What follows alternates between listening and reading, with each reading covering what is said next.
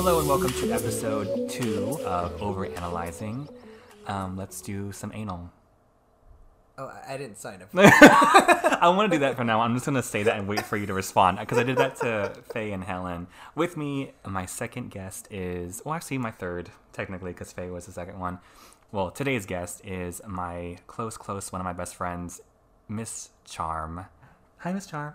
Hi, listeners and lookers. I've been doing drag with Miz Charm for a while. If you are anyone who goes to Paradise, you know who Miz Charm is. And for those who don't, why don't you give us a little bit of history about where you started with drag and how did you get into it and all that stuff, just to, introduce you to the crowd. So just a little forewarning, my voice might change and fluctuate throughout this entire podcast. So I'm going to be a whole different person. But I am Miz Charm. I've been doing drag for almost over 10 years. Which is a really long time, but hasn't that been 10 years yet? Yeah, it has been over 10 years. Yeah, I was gonna say because it's our 6th year anniversary this week of Eve's. So I've been doing drag for almost 7 years. The anniversary show is coming up, actually. It's this week. Whoa. We just made it just to say it was. Technically, it's like the 29th. It's a thing now. It's a thing now. Yeah, I have to fly for it years. tomorrow. Yeah, so I've been doing drag for 6.5 years. So you've clearly been doing it longer than that. It's been quite a while.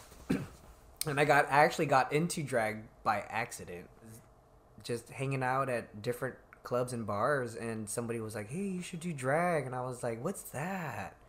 And they're like, "Yeah, you put makeup on." I was like, "Oh, okay, let me try that." And little did you know, that's all you do, just put makeup on. That's all you have to do. I was like, "Okay." So I was like, "I don't know, you dress up like the opposite sex, and you perform, and you lip sync, and you do all this stuff. Like, do you know who RuPaul is?" That's what they're saying to me.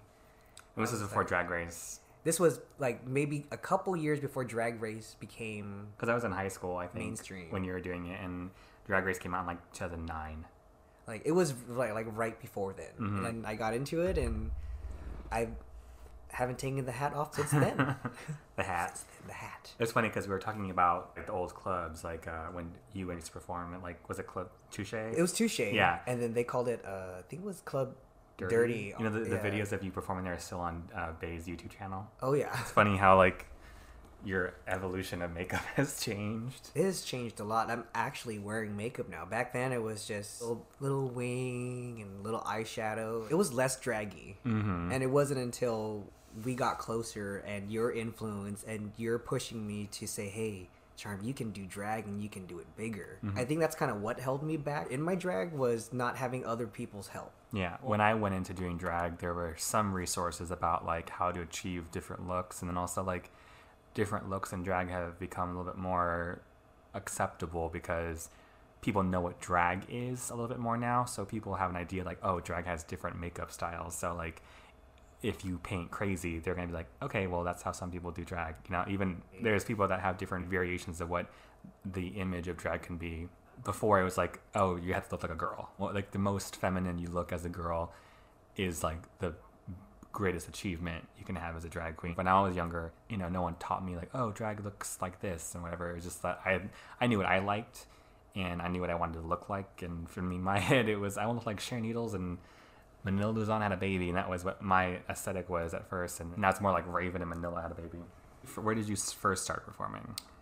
One of the first places I started performing was for those 18 and over gay parties that they would do at a hookah bar or a straight bar. Oh, there was a hookah bar one, because someone had mentioned a hookah bar. I'm like, I don't remember a hookah bar one. Yeah, it was a hookah bar, Club Access. That was one of the first places I started performing, but I didn't really start performing until I started performing in at the Brave Bull in Modesto. Mm-hmm. That was kind of like my first like step in a bar and performing with other drag queens, whereas before then I was just kind of just performing on my own. So like fast forward from then, what are you doing now? I am located in Stockton, and I perform mainly at Paradise Nightclub, which is where Katana performs at as well. And I'm there every Monday, and I do karaoke there in drag, and sometimes we have performances, and sometimes we're just there to have a good time and hear other people sing wonderfully.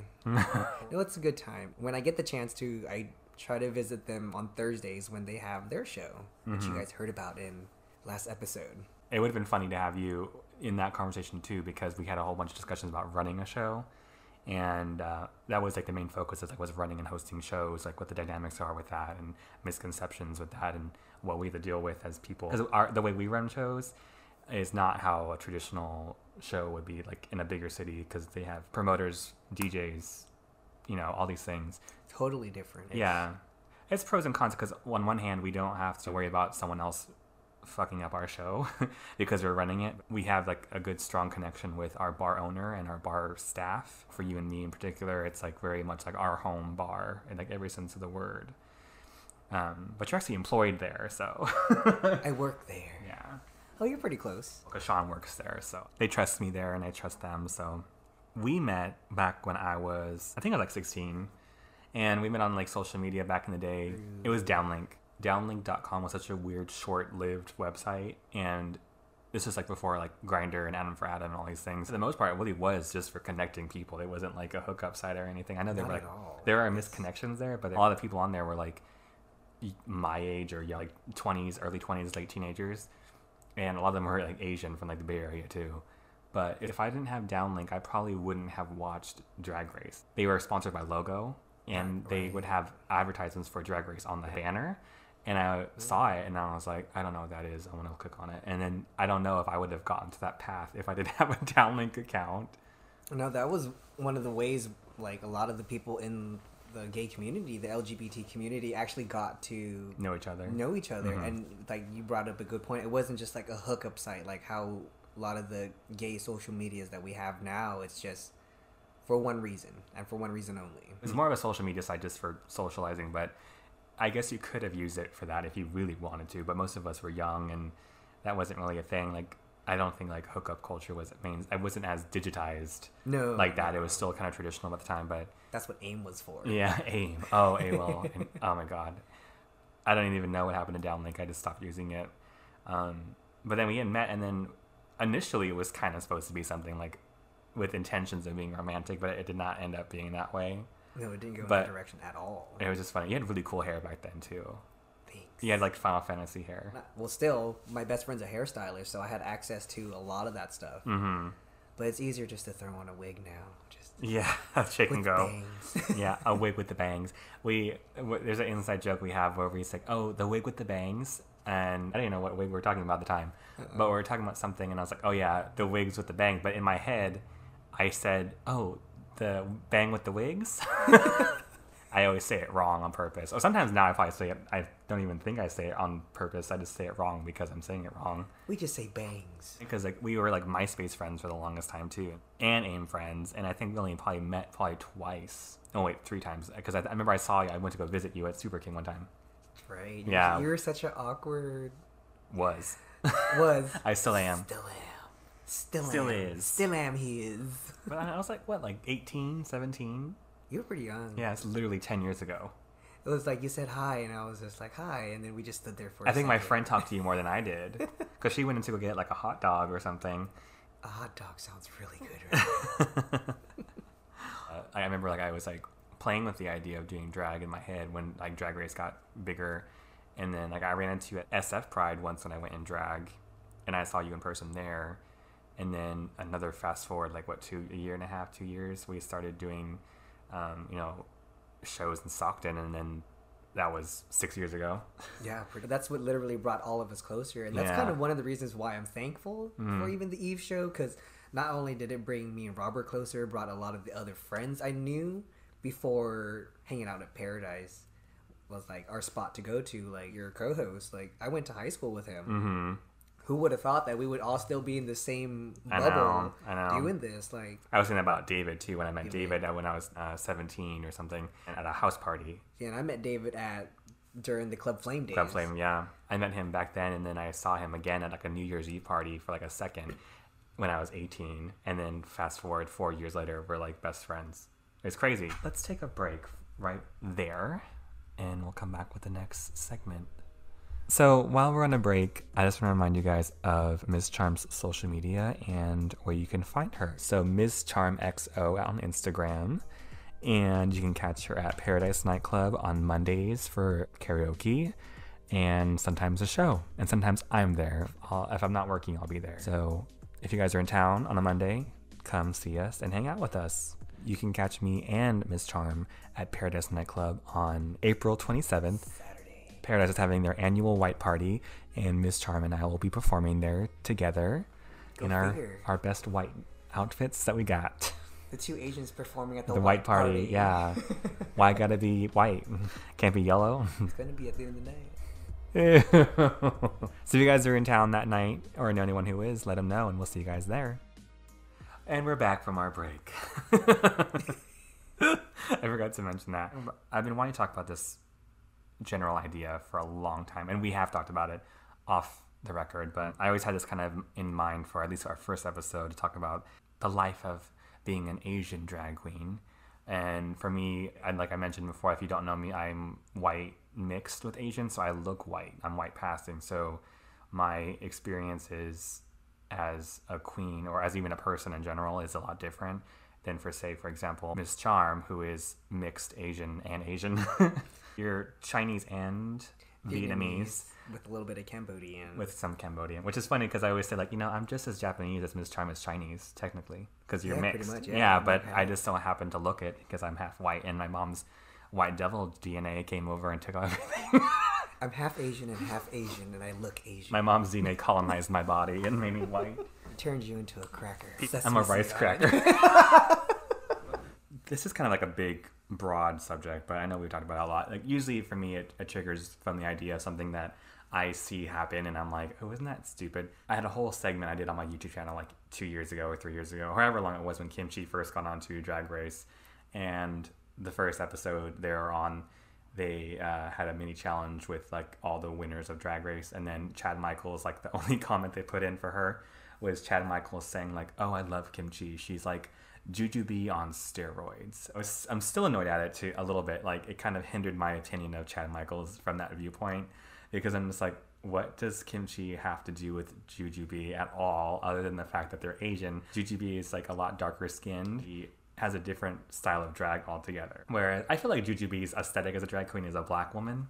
I have things with that too, but focusing more on the Kimchi thing was that there was no other reason I can think of that's like, why was that even a relevant comparison to make? And I think that's not just a Kimchi thing.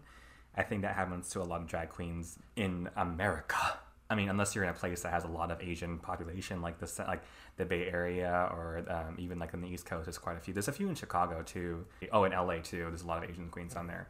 But it's kind of rare to see a lot of like Asians all in one place as far as drag queens go. Your whole family is full-blooded Asian regardless, like on either side, right? Yeah. Like, has that been a big part of your life? Yeah, because even growing up, I grew up in Oakland, which has a larger Asian population, and that's kind of where I kind of grew up on more the Chinese side and being introduced to that culture. It was because of where I was living. Like, a quick breakdown of how my family operates is, we recognize as Chinese, but we speak Vietnamese, but I know like how to speak Cantonese, no Mandarin whatsoever. Damn it. And that language. We were just talking about that too off camera, off microphone, about how we had a conversation. I was like, oh, Chinese is such a beautiful language. I love hearing people speak Chinese. And then Charm would inform me, like, that's Mandarin. Cantonese is a little bit different. It's a little harsher. Yeah, like, can I say this? No, you speak it, so like, it's true. It's like Cantonese is a little bit harsher, whereas I feel like Mandarin is a really beautiful language, and that's the more known Chinese that's spoken throughout the world.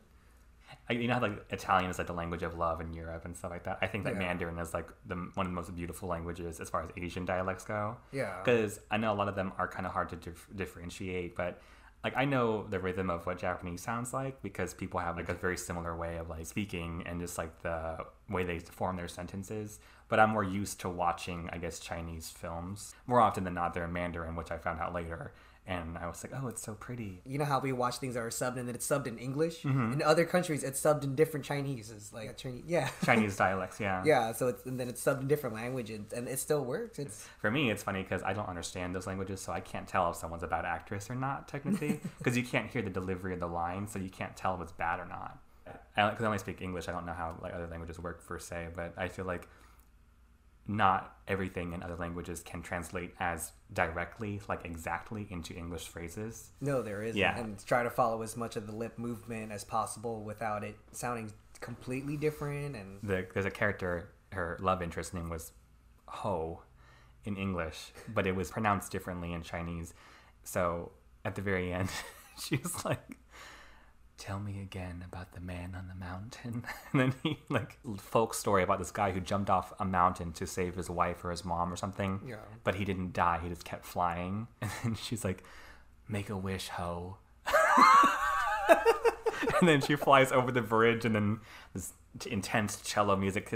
Anyway, I'm overanalyzing that movie. We're not even talking about it. It actually reminds me of another little quick thing that I seen. Because in addition to being Asian, I worked at an Asian supermarket. Yeah. So there's a lot of funny things that you see that if you know both languages or understand both languages, it ends up being really funny. Mm-hmm. But one of the companies that we get our plants from, our fresh plants, the company's name is spelled Digaho,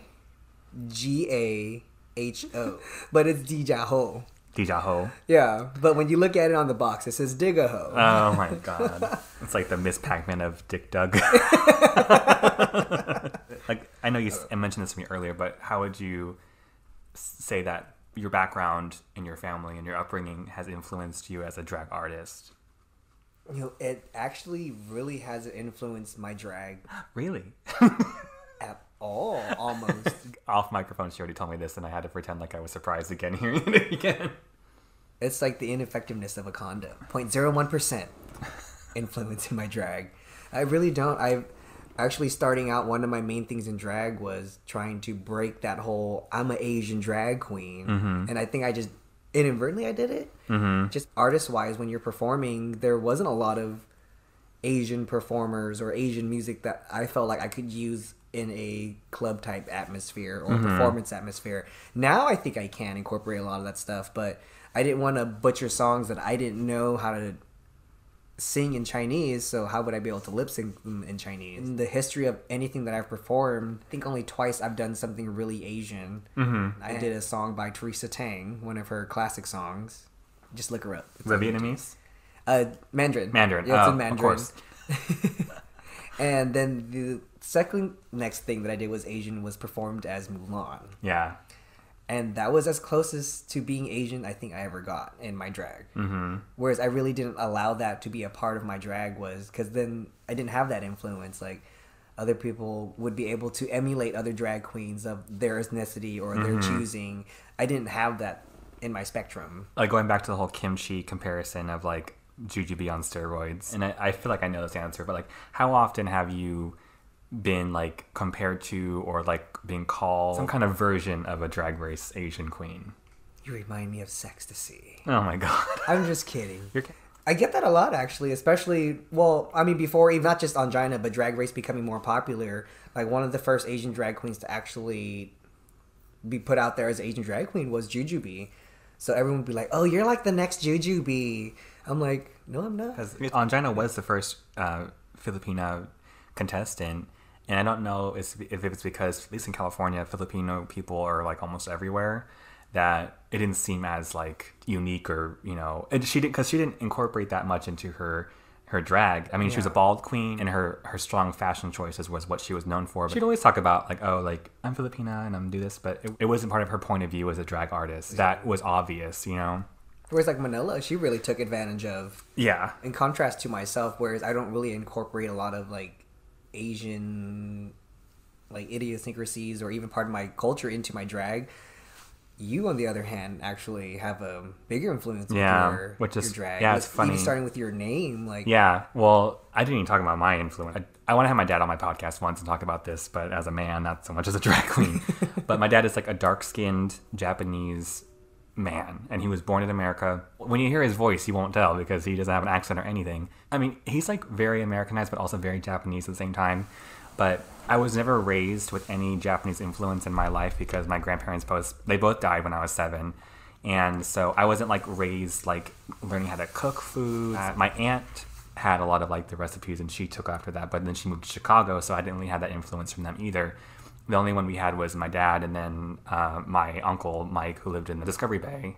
Later in life, when I was, like, in high school, we got more in touch with my dad's cousins. We're having a family reunion in July, which I'm really excited about, a Yoshino family reunion on 4th of July. So I'm really excited for that because most of my influence is through stories told from my dad's cousins and my second cousins and things like that, they tell me, because my dad's not really like historically storyteller type kind of person. I was raised a very American way. Like I was raised on I grew up eating like, baked chicken and potatoes and corn and steak and things like that. My mom's family is very much bigger. My dad was one of 3 kids. My mom was one of 7. I have always been really like proud of being Japanese. In my head, Japanese people are cool, and I think Japanese culture is cool, so I'm really proud of being Japanese. I've always wanted to incorporate that into my drag character. For me, having such a white boy name, that I've always wanted to flip it, and I want to have the most like, Asian name I can think of that's pronounceable, that I like, that reflects my interests, that people will be like, oh, that's a Japanese name. And then, lo and behold, it wasn't really that obvious to a lot of people that's what it was. People always think that I'm Katana from Mortal Kombat, but that was a basis for my drag. I wanted to be very Japanese inspired. I always like to incorporate Japanese, like even pop culture, because luckily Japanese people have a lot of style that people use all over the world, but it's easy to incorporate that without it being kind of like out of the box, but still be relevant to my character. But I don't know if people like see, if people who don't know who I am, I don't know if they see me doing Japanese things and know that I'm Japanese. I don't know if they just think that I'm just doing something Japanese inspired, I mean, would it be safe to say that you grew up lacking Japanese culture? I think the only influence that I had as far as culturally was through video games. I had a PS1 growing up, so that was kind of like my only thing. And most games were developed by Japanese people, like Silent Hill and Final Fantasy, Devil May Cry, Resident Evil. All these things were like very based with Japanese producers and developers, and a lot of it, even though it's like their idea of what Western culture is, which is kind of funny. Like that never happens to me though, with the whole idea of being called someone like, oh, there's Jujubee, or I don't know what it is. Like now there's Kimchi, she's a little bit more well known too, but like no one really mentioned anyone from season 3, 4, 5. Because then you have Gia Gunn. Yeah, Gia Gunn, and Jaden Diorfiers, I think, was like Polynesian mix or something like along those lines. Yeah. And then 8 had Kimchi, and then 9 had... No, 10 was Yuha. I lost track after. Was there an Asian queen in 9? If they were, they're not memorable. I don't recall. And then they have Soju and Plastique. I instantly get compared to well-known Asian drag queens just because of the fact that I look Asian, no matter what look I do or what makeup style I go after. That doesn't change. Like, there's no structure to change my face to make me look less chinky or less Asian. Like, I just look like I'm Asian. Like, yeah, and other than your eyelid shape, that everything else changes. I mean, but that can go for like even women who have like monolids. They'll wear like a thick eyeliner, and it looks like they have bigger eyes than they do. Yeah, no one really does that for anyone else. Like, well, maybe they do. We just don't see it. Like, I'm not gonna go up to Valentina and go like, "Oh, girl, you give me Alexis Mateo realness right now." It's just like it's really weird to me that that's a thing mainly towards Asian people. The different groups have their own things going. They have to deal with, but I think that it's a weird thing with Asians when it comes to like comparisons. And it doesn't matter what kind of Asian you are, as long as you're Asian. That's always like that whole all Asian people are Chinese kind of stereotype from like the 80s and 90s kind of thing. Like making fun of people for being Asian and making racist Asian jokes is like less taboo to people because they're not intimidated by Asian people, right? Or they're not scared of the repercussions for it because there's not really a mainstream idea or face of Asian culture other than like right now, because like there's like Crazy Rich Asians and they have Fresh Off the Boat, still very little, not as much as like other cultures. Like I can't name any Asian pop stars off the top of my head except for like Far East Movement and Jenny Aiko and Haley Kiyoko.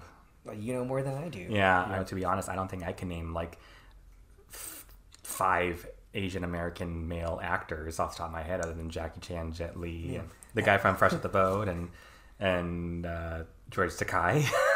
And that's also on me too as like a young Asian American. I should be more supportive of that. That just shows how little they are of us. But the representation is still not as strong. But especially like in the music industry, like there are plenty of people from different countries that are successful, but they're not like Asian Americans. Because I remember for a while I was like, I only want to do songs produced by Asian women and things like that, but I couldn't think of any of many races. I think like Asian is probably like the least represented community as far as music goes. It's always like, oh, we imported this person from a viral video from Asia or Philippines or from China or Korea is more recently.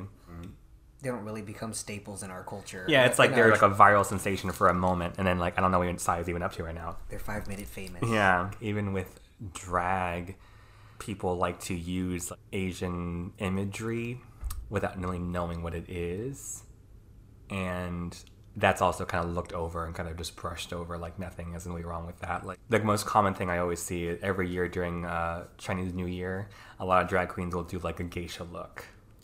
The kimono. With the kimono. A Japanese kimono. With the kimono, and then with those like Indonesian or like Thai finger ornaments and a bunch of buns on their head, and you know. It'll be like a hodgepodge of different Asian ethnicities. Yeah. And it wouldn't make sense. Or they might start their performance off with a giant gong and different things that just didn't, like, what culture are you representing? Oh, I'm representing Asian. Mm-hmm. It's fine to be inspired and do things that are inspired. Like I really do like fashion that's inspired by Asian silhouettes and stuff like that, but I'm kind of picky about that stuff.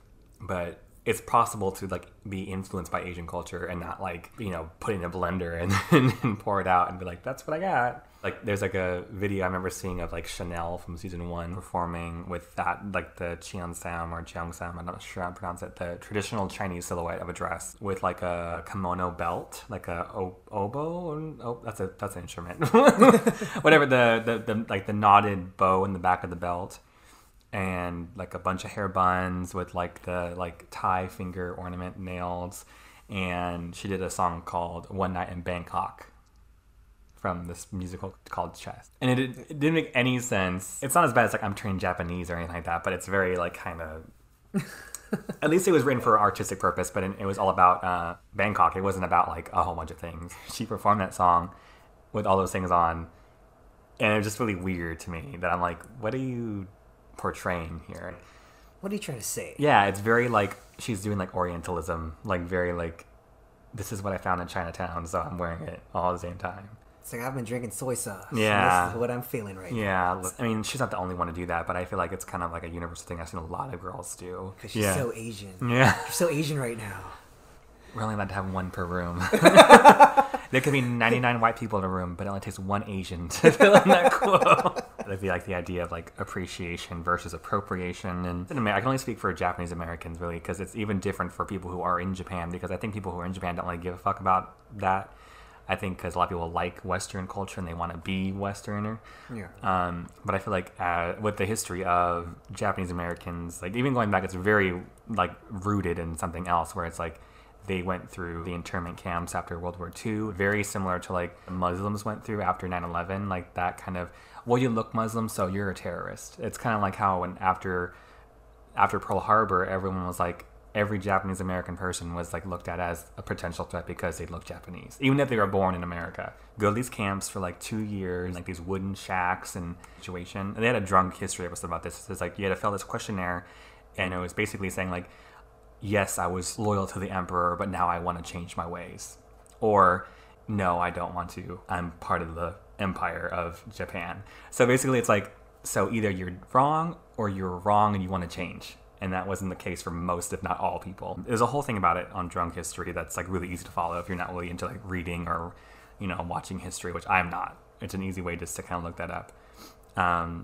But for me, that's why I'm like, okay, when it comes to Japanese culture in America, there was a time where Japanese people were like looked down upon and like excluded and discriminated against, and it wasn't their own fault.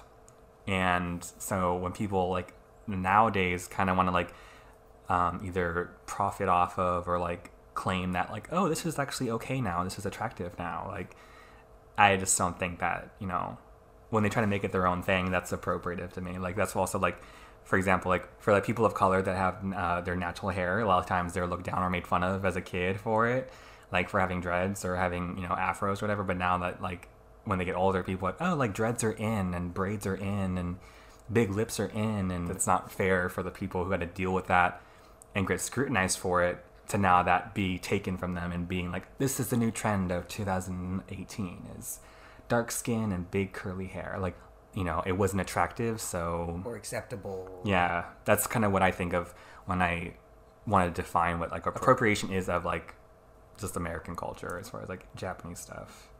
It's crossing the line. Yeah, and it's, like, it's kind of done in a way where it's, like, I don't really have desire to learn about this culture. I just want to take the pretty things from it and then use it to benefit for myself, and then make a profit off it myself. And that's what I get from it, because it's just like they don't really educate people of what this culture is. No, I don't really mind if someone was to do a Japanese inspired look and had it head to toe authentic look with a twist on it, but don't like hodgepodge mix match Thai, Chinese, Vietnamese, Japanese, and then say, oh, I'm Asian. Like, that's just not my thing. You can appreciate something by not wearing it. You don't have to wear it. You don't have to do it. You can just admire it from the sidelines, and that's it, and let it be what it is, and let the people who are actually part of that culture have the platform to show it. It's like you say, you can appreciate someone's culture without actually doing it, and if you are going to do it, like, don't butcher it. Yeah. Like, and I think that's kind of where I draw the line too with what certain things that I do. Like, I don't, if I'm going to do something, I want to be well knowledged in what it is that I'm doing to show that appreciation. I'm like, oh, I'm just doing it just to do it because it's, Year of the Dragon, so. I'm going to do a pig look for New Year. Swine. Miss Piggy. Oh my goodness. I was just sucking on my titties with Miss Piggy.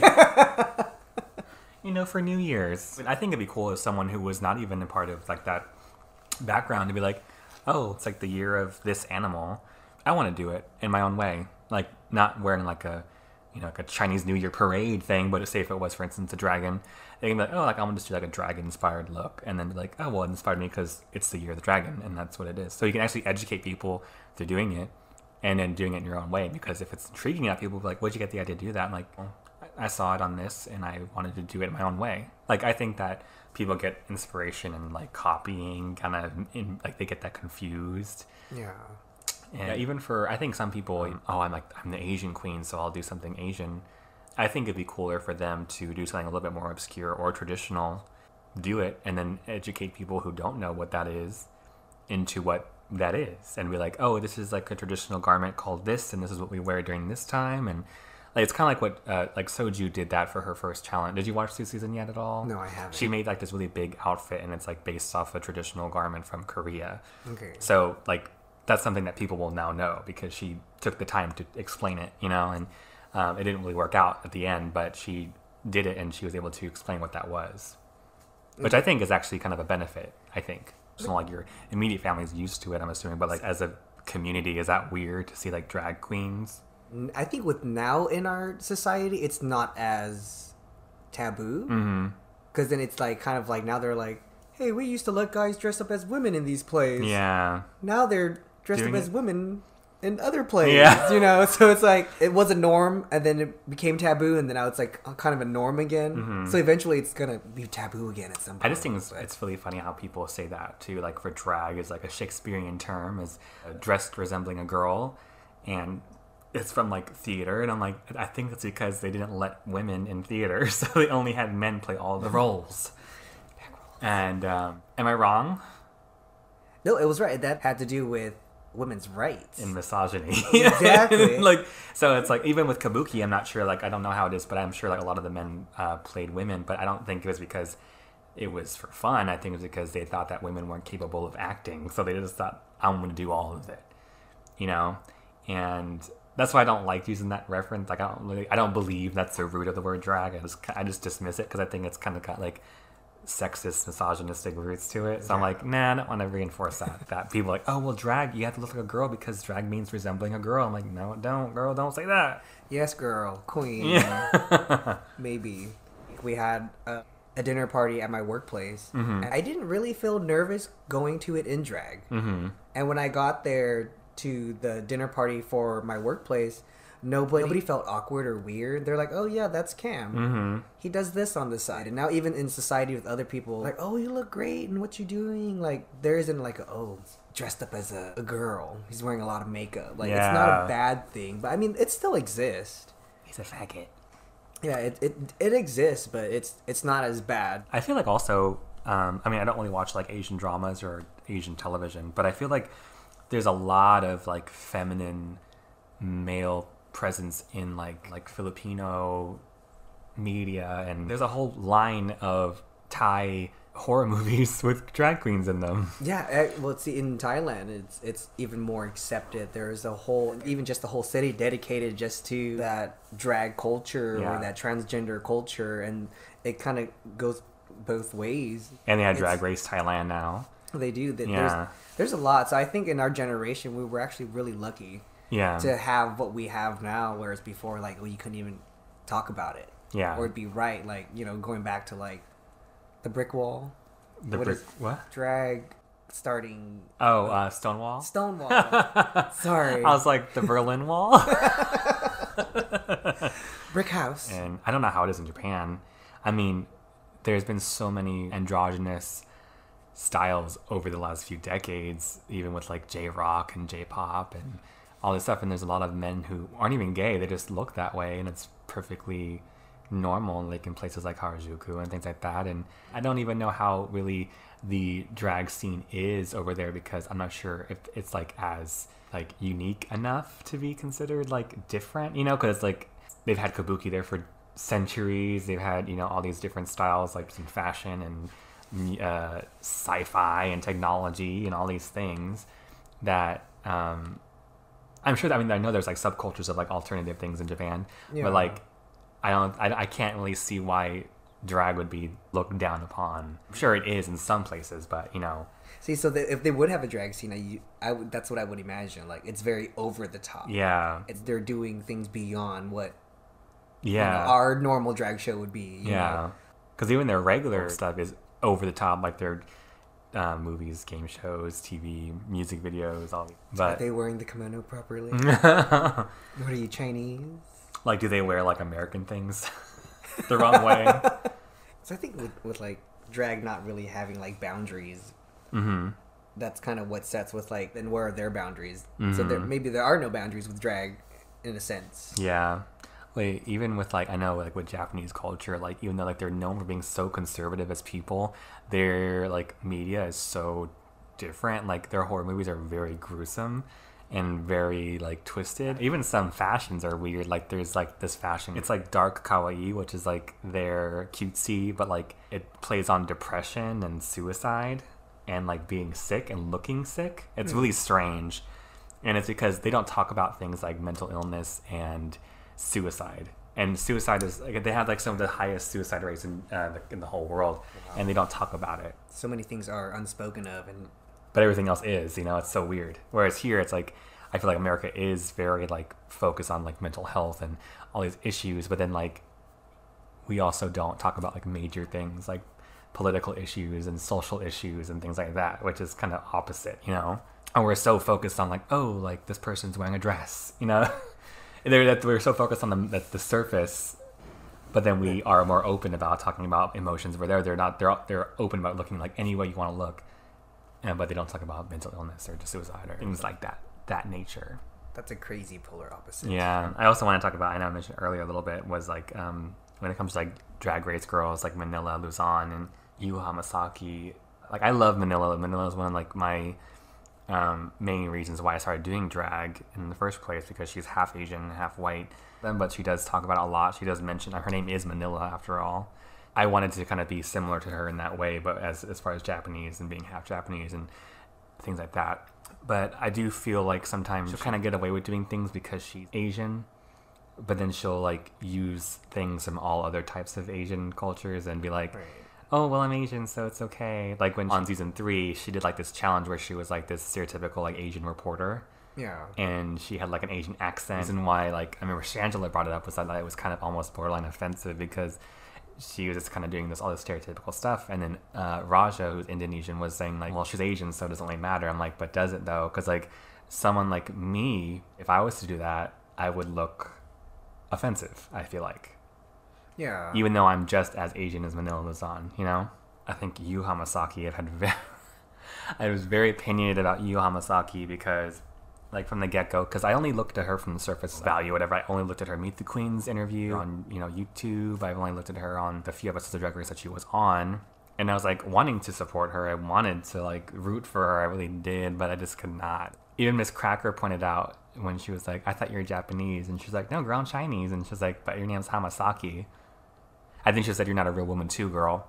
most of her shtick was like, oh, I'm Chinese, I swam over here from China. And her Sasha Velour Meet the Queens interview was very cringy.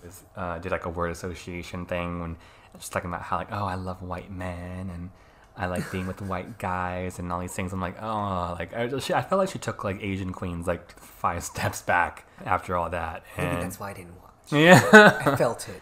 I was at like a loss. Like I almost did a whole vlog about her just dragging her, and not as a person, but just for her artistic choices. And I really felt like she should have used her time on Drag Race to explain that and been like, oh, I'm Chinese, but I also bring light to other cultures that I find pretty, or that she admires. Just kind of be like, oh, well, I'm wearing this, and that's what it is for that reason. So she's clearly appropriating culture in a weird way. Yeah, even though she is Chinese, but then people don't even question that because she's Asian, so they don't care. As long as you look Asian, you can get away with it. It's not like for me being half Japanese, I can go and for the first episode of Drag Race and be like, mabuhay, mabuhay. It just wouldn't make any sense. Like, it wouldn't. To me, it does not make sense, and it just bugs me. Yeah, I think then it goes back into the lack of culture knowledge. Mm-hmm. Where you're really knowledgeable more so now about your culture, so you're like, well, that's not the way it is, or that's not how it's seen. Mm-hmm. Like, and then when you don't know your culture and you just kind of just do, okay, I can do whatever. And when everyone doesn't know about like the different Chinese cultures or Malaysian culture, Indonesian or Indian culture, like that's all from Asia. Like, yeah, we don't even talk about no one even talks about Indian culture being Asian. That's always something I never really had to like articulate into words about, like people like Yuho Hamasaki, and I'm sure she's not the only one. She just happened to be in the biggest magnifying glass because she's on TV. I always hoped that the Asian queens kind of take that year's pedestal. I was like, okay, I'm going to speak for the Asian community and Asian LGBT, because they're going to be that voice regardless if they want to or not. They're going to have to be. Yep. And it was showed with Soju and Plastique. They came in from the get-go explaining who they want to represent. As they had all these ideas of what they wanted to do. And Plastique still, like on Instagram, she'll like explain things about like if she uses like a Vietnamese accent as a comedic thing. She had a whole explanation about that. And I think that's cool. I think that's, for like a 21-year-old kid to do, I think that's really responsible. And I think what like Yuha did was irresponsible because it kind of just reinstated that idea that like, oh, all Asian culture looks the same and we don't have to differentiate that because all Asian people look the same, so it doesn't matter. Like to perpetuate the stereotype even further. Yeah. Like, so are you doing it because it's a shtick to you? Yeah. Are you doing it because you actually appreciate this culture? Or is it a part of your culture when you have none of this descent or any of those origins within your bloodline? Mm-hmm. Like, then why are you doing it? Yeah. And there's so many counter arguments to that about appropriation and taking things that aren't yours, and like you can be inspired by whatever, and there's no like right or wrong answer for these questions, but it's just kind of like these are just my observations. Again, I can only speak for what I experience, and I usually only speak up about Japanese stuff. So as soon as she walked through the door and her name was Hamasaki, I was like, I have the right to talk shit about this because I don't know her, and I don't think she's a bad person. I think she's probably a really nice person. Everyone always praises her for being a really nice person and cool. So I think she could have used her time on the show to really like kind of educate people, And not everyone has to do that, but I feel like with us having, the one token Asian queen every season, if we're lucky, now we have 2. I think like you should at least anticipate being looked up to that, especially if you come in with such a strong aesthetic as an Asian queen. Yeah, and I think that's what I'm glad that Drag Race had, was that there was an Asian that I could look up to. Yeah. Like, you can see, like, there's actually an Asian on TV. Like, that was someone to actually relate to. That person is a drag queen. They're doing what I love to do, and they're also within the same cultural boundaries that I am.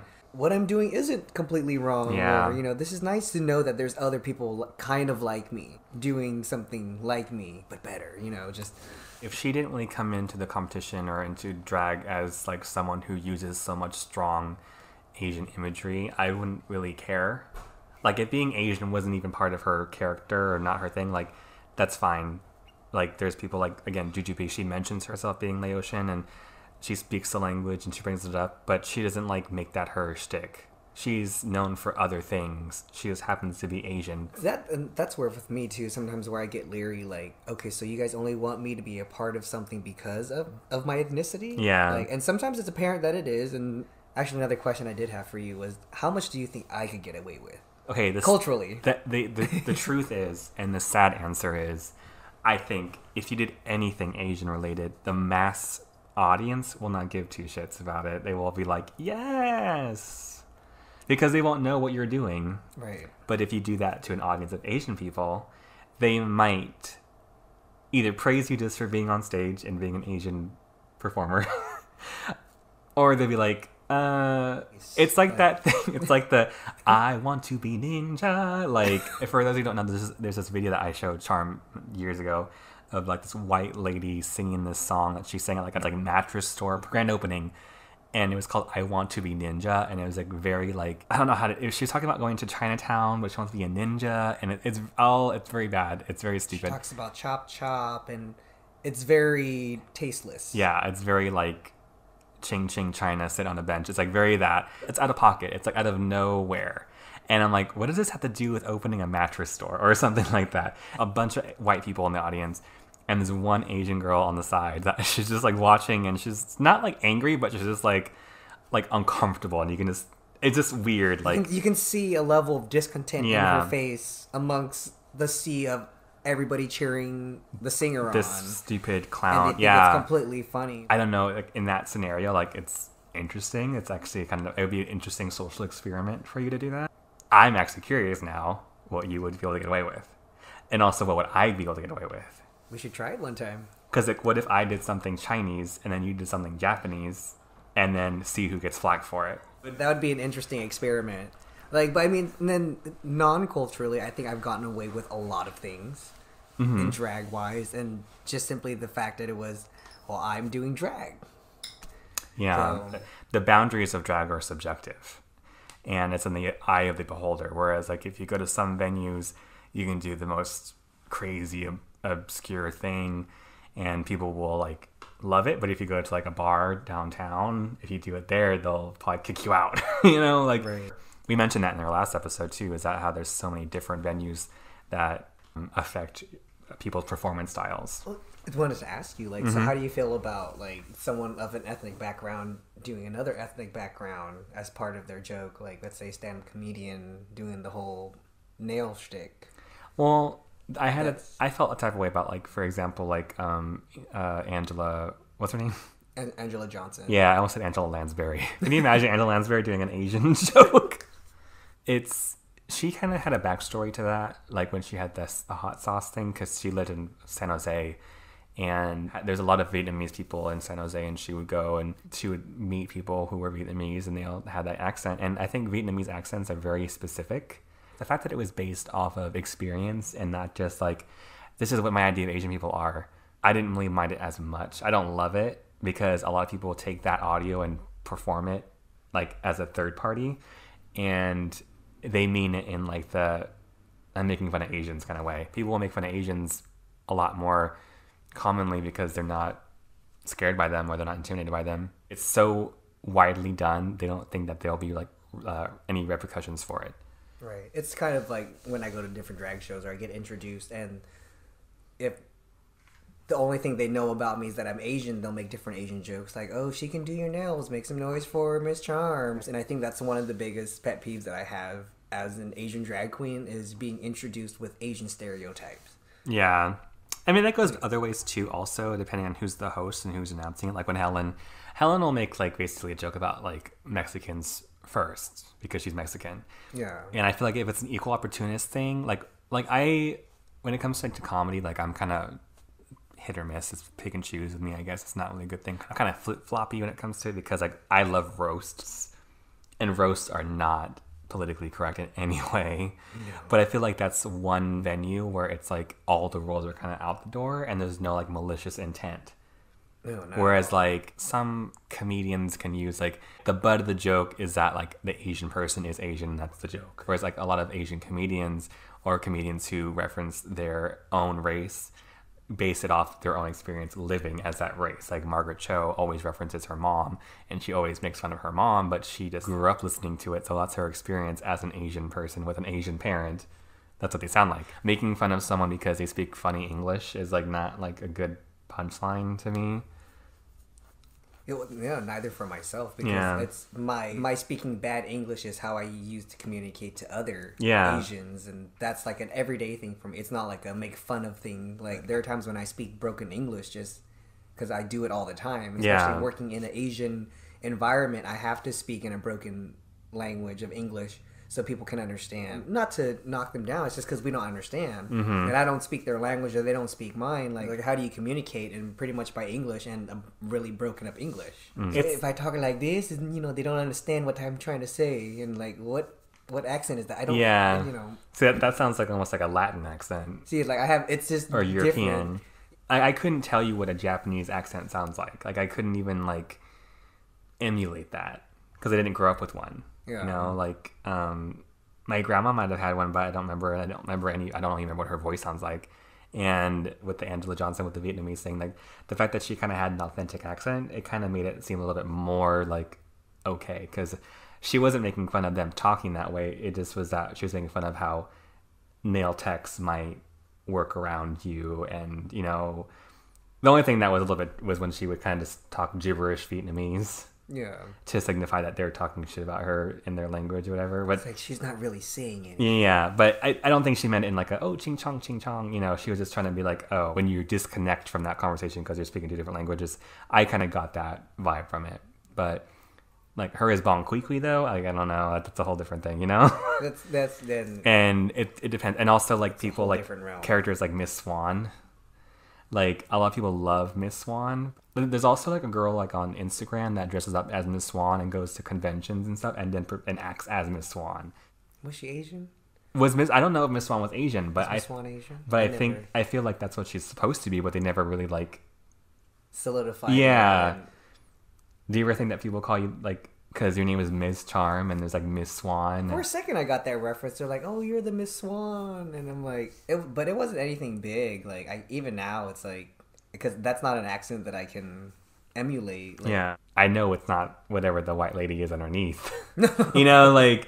Alex Borstein? Yeah, I don't know if she's supposed to be like this mystery ethnicity that has no actual, origins, but I think most people will see Miss Swan and assume that she's supposed to be an Asian woman. They even, like, line her inner eye downwards. Oh, I never noticed. I only noticed that because if you watch... they did a parody of Lady Marmalade... And it's called Lady Mad TV, and it's got what's the one? Did you watch Mad TV? Yeah, I know exactly what they zoom in on. They zoom in on Miss Swan's face, and I don't know if it's for that one video, but they zoom in and you can see that they lined her eye kind of like cat eye-ish. That's where I was like, I don't know if that's like I could never put my finger on it. Yeah. Is she supposed to be Asian of some sort? Is she like Chinese or is she Asian? Like she's just every kind of Asian stereotype. Or she's like Bjork and she's like Icelandic. Right. See, but she looks Asian. Like if you didn't know that that's what the character was, it kind of comes off as like, oh, you look like a man. Like the whole funny thing about her is that she's so disconnected from what's going on around her that's like the joke. Is that she doesn't understand the people and she's being like annoying because she doesn't know English very well. Yeah. So that's kind of what the joke is to look at it. But now that I'm thinking about it, I'm like, isn't that what the joke was? Is that she was kind of like obnoxious and kind of like extremely. She couldn't really communicate with the people. But like they would her. Ask her questions for details, and that would be her response. Was like, "Oh, she looked like a man." Yeah. Like it's just really stupid stuff. So I'm like, again, like that one's kind of a gray area where I'm not like mad at it or anything. I'm just like, I don't know what like the point of view for that is what I always use that word, like that phrase point of view, because I'm like, what is this person's like end result? Like what is their intention? What's the reasoning? If there was some reason behind it, I'd be like, okay, I can see that. Not everything has to be explained and some things can be a little bit more ambiguous, but I feel like when it comes to things like that, I just like to know. Like I will research it if I need to. I just don't research Yu Hamasaki because I just assumed she was Japanese and I was excited. And then when I heard she wasn't, I'm like, what the fuck? But anyway, in conclusion of this discussion, I mean, we can go on forever. We'll probably go on a different episode and never in the future we'll talk about everything else non-Asian, non-drag related. I guess in conclusion, what would you say? Like, what would you like to see continue, and what would you like to see change in our community as like Asian American drag queen in our community, because this is going to be more like a local based thing, so like in the NorCal area at least, just to kind of give it a general statement. I don't want to see any changes because I want to be the only Asian drag. No, I do. I'm glad that there's actually other Asian drag queens in the area within our 45-minute radius of driving, at least. Well, not including there's tons in San Francisco though. The Rice Rockettes and stuff, like we have quite a bit. Yeah, we didn't even talk about that. I want to see more Asian drag queens. That's what I want to see. Same. And even just with what we're talking about is Asian drag queens who are knowledgeable in their culture. Because I know I'm not as knowledgeable in my Asian culture as I think I am, because it's not incorporated in my performance aesthetic whatsoever or my looks. Not that you have to, like, again, like, be any race or descendant or whatever. You don't have to be that representation of that culture at all times. But again, this is more focused on people who, like, for minorities in the drag scene. I think Asian drag queens are very far and few between in our area, other than San Francisco. Even though I'm Asian, people don't notice me as an Asian queen. But, like, the community in general put us in boxes as the Asian queens that do this or that. And to be honest, anyone with their just like a unique background, I think, can incorporate that into drag, because that makes them unique, and that can make you stand out, especially when drag is so saturated right now. That why not just go a little bit different and take something that you already have going for you and just blow it up and show it to everyone else. So we've come to the end of our discussion about Asianness in drag. Thank you for being here with me. It was very last minute. Like, we only got this organized within like the hour of recording. We got food and we came to the house and we filmed it in our living room. You'll probably hear more from Miz Charm in the future with me talking about some dumb shit. I'm still waiting for the anal. Yeah. Anyway, well, thank you for listening, and stay tuned for the next episode of Overanalyzing with me, Robert Yoshino. Bye.